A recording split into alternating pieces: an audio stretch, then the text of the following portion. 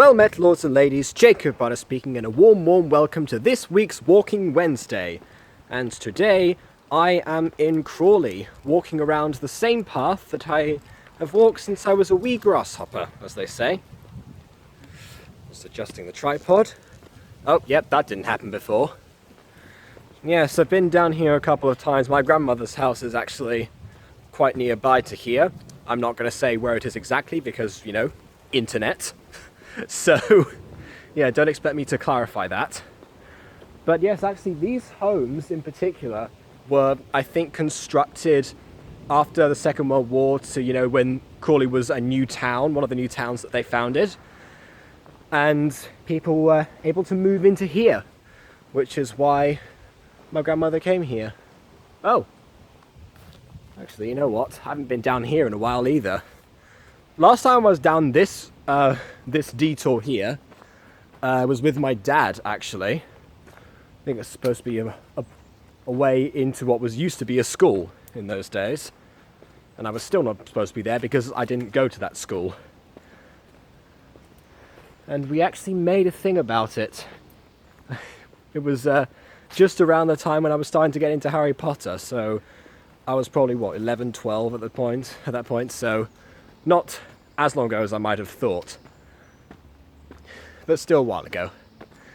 I remember we were talking about the owls we could hear, and I said to him, "Oh no, but they're not owls, you see, they are ewals." Yes, I replaced the letter O with the letter E and made a new species out of it. Yes, give me a science degree right now. And here we are. Bit of an area. It's all houses now, actually. Except for over there, apparently. Don't know what's going on over there, but whatever, we'll find out. Yes, and they were like normal owls, but they came out during the day. And I said they were immune to dementors. And then my dad added that when they screeched, dementors thought the Patronus charm was coming after them, which I thought might have been a bit of a stretch, but I thought, you know, have them be immune to the dementors and that's it, you know, that's enough. Immunity, for some reason, is just a thing. They ignore each other. But, oh well. Expanded Harry Potter lore aside, I'm sure you want to know what's happened this week. And I checked my channel before I started this video, and guess what I found? That once again I've gone an entire week without uploading anything except for Walking Wednesday. There's a good reason for that. Well, actually, two good reasons. The first one being that Buttercore is kind of unresponsive recently. I don't know why. Well, I mean, I do know why, kind of. One of us is at camp, another one's PC has broken, that one is Jade, in fact. I was going to suggest that we actually do the filming for Terminal. I've said the name in the last episode anyway, so I might as well clarify it now. Yeah, I thought we'd do that filming when I would do share screens and she could direct through my perspective, but I didn't have to suggest that because apparently Jade thought of the exact same thing and proposed it before I did. So you know what, that's what we're probably going to do. I'm not going to make an announcement to Buttercore this week because who knows if that's actually going to happen or not. I suppose there's always my other project and the Mutant Girl, but I've been working on something else in particular this week. The collaboration with It's Mimi-chan, our new voice actress, recently hired. And yeah, so she has another channel. I would link it, but I'm going to link in the collaboration anyway, so might as well. I might as well do both. Why not? If I remember to do so. So yeah, fellow Gacha tuber, and we were going to talk about the subject of gay gachas because it was still Pride Month then. I've missed that chance now because, as it turns out, the ideas that I had for editing those two videos, because I'm doing both of them, they were a lot more sophisticated than I originally thought. I always underestimate that. So, of course, that means that I haven't actually finished editing them, or they've been recorded quite a while ago. And it's not long now, I'll have to start working on the next Mutant Girl episode as well, because I'm going on holiday, and chances are that I'm not going to have much of a chance to do much in the way of animating. Which means I've got to get that out, or at least get that prepared very soon, in time for July 17th. I like that the Mutant Girl actually has a consistent upload day of the 17th of every month. I think that just gives me a good frame of reference. One thing Mimi said in the video was that a month passing actually is a long time. People say, when I look back at old gachas, they say, oh, that was a month ago, I've changed so much in that time. Well, not really, have you? Natasha and Nasib say the same thing. That, I mean, I guess in terms of character designs and production value, a lot can change in that time. I recently reacted with Natasha and Nasib in private, so there's no video for this, to the first video of the Mutant Girl. And yes, I can definitely see that the animations there were not very good. So yeah, it's not like the massive opening Midori stories happen to have. Which, by the way, I found Not Your Average Girl after I made the Mutant Girl. Although I do wonder if there's more animated gacha shows out there that I'm just not aware of. And it's just the comic ones that are getting most of the attention. Nasib also made a video that's called How to Be a Popular Gacha Tuber.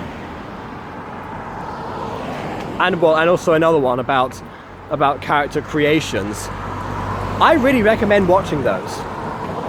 Again, reacted to them with her in private, and I actually agree with most of the points that were being portrayed there. The stuff about the bad boy, not quite. I don't think she nailed the design on that one quite properly. I might do a follow-up video on that. Because actually, that's a good idea, talking about different character archetypes within Gacha, because it's essentially its own beast, really. I mean, you have the typical archetypes in regular media. You know, for example, like, you know, the mother, the maiden, the hero, the villain, those kind of ones. The jester. I think there's 7 in total. But in any case, actually, it's the gacha has its own type. So there's like the pink girlish bully, the super edgy bad boy. Quite a few, actually, surprising amount. I've just surrounded the area, and looks like it's still used for purposes of education, or at least for play, as far as I see. Oh well, either way. It's almost like that's a different thing that people are criticizing now. I guess, you know, modern values, you see different characters emerging. It's kind of an interesting phenomenon, actually. I think that's why gacha just intrigues me so much in general. Because you've got to wonder, this is something that came out of pretty much nowhere. That, I mean, there's obviously different forms of media that you've had before, like Go Animate, MSP, that kind of thing, where basically anyone can make a story and present it visually to the world, especially in the form of video. But something about gacha just uses most of the right elements and gives them to people in a way that's easy to use and learn. I mean, I learned how to do those things pretty much immediately. I mean, I used external Sony Vegas tutorials to help me with the animation stuff, but I could create a gacha comic strip pretty easily if I wanted to.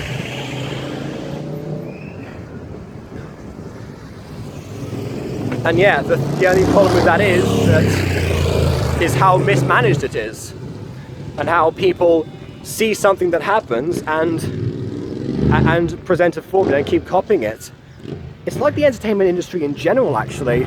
Hollywood found a formula with cinema about, what was it, 20, 30 years into it, like 1890s to 1920s. You had you had people trying to figure out what it was all about. Then suddenly Hollywood comes along and boom, phenomenon.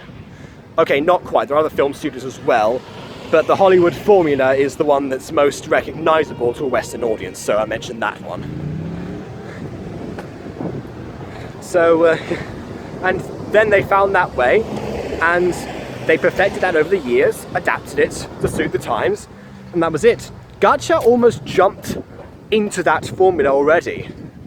It's interesting that instead of behaving like writers and storytellers, a lot of Gacha tubers behave like typical Hollywood executives, the stereotypical Hollywood executives, where they see a pattern that repeats itself, and they are much less subtle than stereotypical Hollywood executives. They at least change the names or do different things, you know, remakes, reboots, or just copy the plot in a different way.